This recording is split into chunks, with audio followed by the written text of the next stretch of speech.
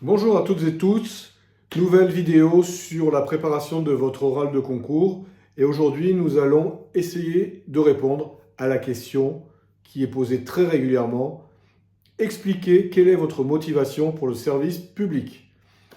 Alors il faut savoir que très souvent, ne nous leurrons pas, les jurys de concours ne se cassent pas trop la tête et ont tendance régulièrement à poser toujours les mêmes questions. Il faut savoir qu'un jury va avoir 10, 12, 15 personnes par jour et que son imagination n'est pas forcément sa spécialité, et qu'arrive un moment, les questions elles passent en boucle, hein. Soyons très très clairs.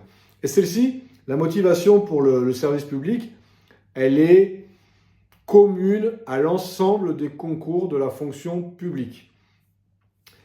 Donc on va essayer aujourd'hui d'apporter la réponse à cette question sur la motivation pour le service public, et qui est d'autant plus utile de réfléchir à la réponse, c'est que ça va vous aider à aussi comprendre pourquoi vous êtes là, pourquoi vous passez cet oral, pourquoi vous passez ce concours, pourquoi vous êtes autant démenés pour préparer les épreuves, alors vous pourriez finalement être tranquille à regarder Netflix chez vous ou des émissions de télévision très passionnantes sur C8 le soir, hein, par exemple, où vous pourriez, je sais pas moi, aller faire du sport ou plein d'autres choses. Pourquoi vous avez finalement laissé de côté quelques moments de plaisir pour des moments de satisfaction à plus long terme. Donc rien que ça va vous aider à réfléchir, à trouver la solution. Pourquoi, qu'est-ce qui vous motive dans le service public? Pourquoi je fais tout ça?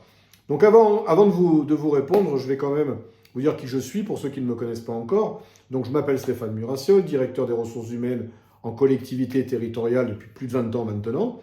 Et en parallèle, j'ai toujours eu des activités de formation, de préparation au concours, de jury d'examen, voilà, en parallèle de cette carrière de DRH. Donc, il est utile de vous dire que des candidats, j'en ai vu passer, j'en ai préparé. Le secteur des concours, c'est quelque chose que je connais quand même plutôt bien maintenant. Il n'y a pas de souci. Donc, je vais pouvoir vous aider à répondre à cette question sur la motivation pour le service public. Il y a tellement de gens qui ne savent pas répondre. Pourquoi vous êtes je suis motivé parce que, alors ça va être parce que j'aime m'occuper des enfants, parce que j'aime la sécurité de l'emploi. Alors ça, c'est la réponse à ne jamais donner, par pitié. Même si au fond de votre tête, ça existe, la sécurité de l'emploi, les avantages de la fonction publique, la proximité de votre domicile, peut-être aussi, hein, pour les gens qui travaillent en collectivité territoriale. Par pitié, hein, ne me donnez pas cette réponse. Alors, qu'est-ce qu'on va pouvoir donner comme argumentation pour motiver sa préparation au concours, le fait de vouloir entrer dans la fonction publique? Alors, le premier argument, c'est l'intérêt général. Hein. Effectivement, quand on rentre dans la fonction publique, c'est qu'on a envie de travailler pour le plus grand nombre, pour l'intérêt général. Petite parenthèse, parce que c'est la question la question pas originale que je pose très régulièrement, quand on cite l'intérêt général, je dis de quand ça vient l'intérêt général, hein, c'est sorti à quel moment? Donc l'intérêt général, c'est sorti dans la Déclaration des droits de l'homme et du citoyen de 1789. Donc c'est bien de parler d'intérêt général, il est important de dire d'où ça vient. Aujourd'hui, ça nous paraît évident l'intérêt général à nous, hein, même s'il peut y avoir parfois quelques limites, mais repositionnez-vous dans le contexte de 1789, où c'était les intérêts particuliers qui existaient, l'intérêt de la noblesse, l'intérêt de la royauté, et en aucun cas l'intérêt général de l'ensemble du peuple. Hein. Donc c'est le cas de le dire, révolutionnaire à l'époque. Donc si vous parlez d'intérêt général, soyez en capacité de dire de quelle époque ça vient et ce que ça représente. C'est pas anodin, hein, le terme d'intérêt général, c'est vraiment important, c'est rendre service au plus grand nombre.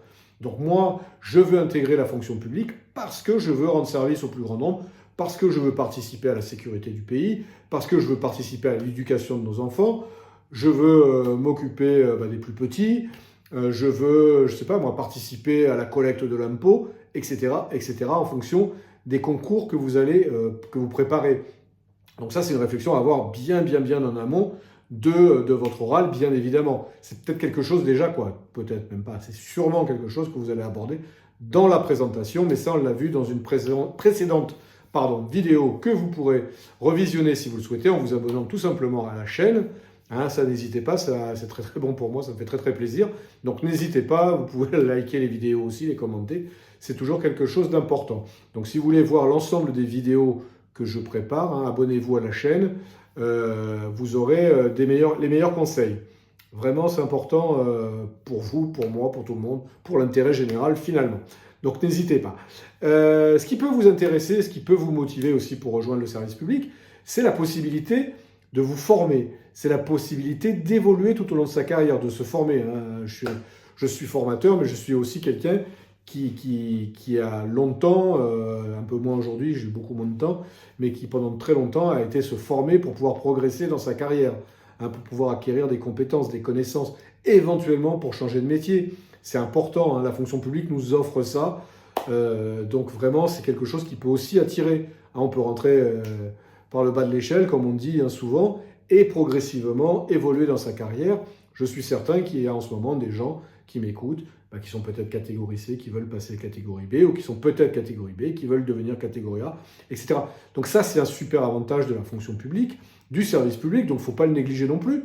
Même si on a envie de travailler pour l'intérêt général, on a aussi envie soi-même de progresser.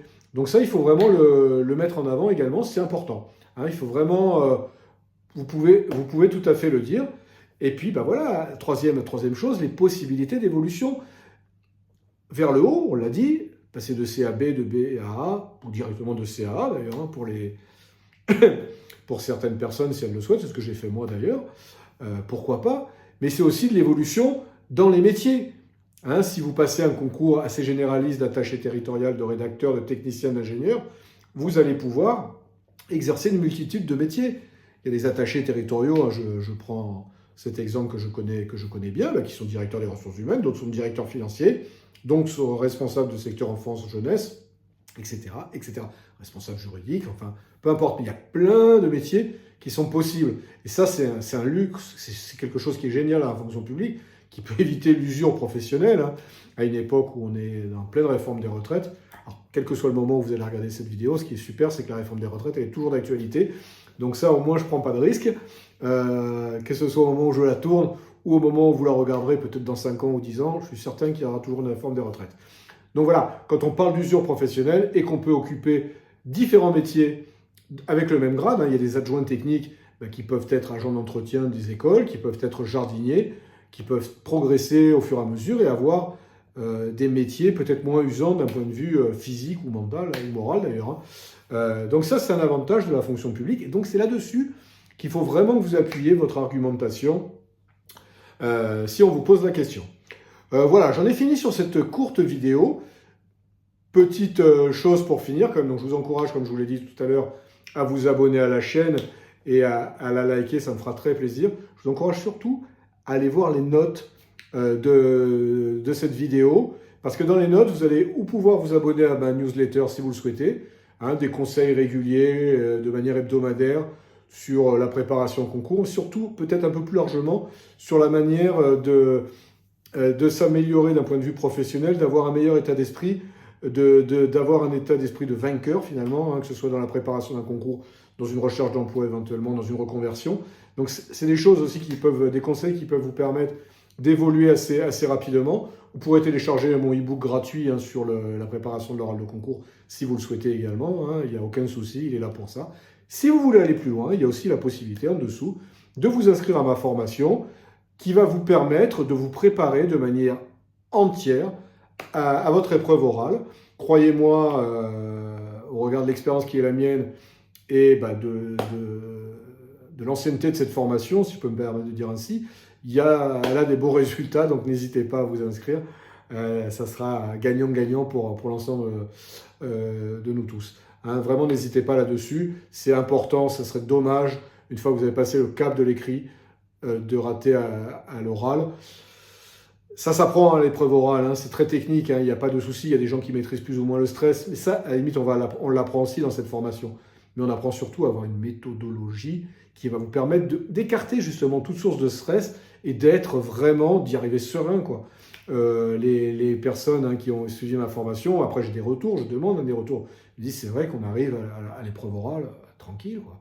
On ne va pas dire que c'est gagné, parce que c'est un concours, mais l'épreuve elle est réussie. Ça c'est important. Effectivement, j'ai pas 100% de réussite au concours, hein, ça serait vous mentir.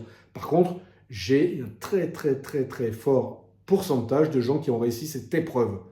Et ça, j'en suis assez fier. C'est vraiment quelque chose de satisfaisant. Voilà, bon, en tout cas, j'ai fini cette vidéo. Encore une fois, abonnez-vous, il y en aura plein d'autres. Hein. Et du coup, je vous dis à très bientôt.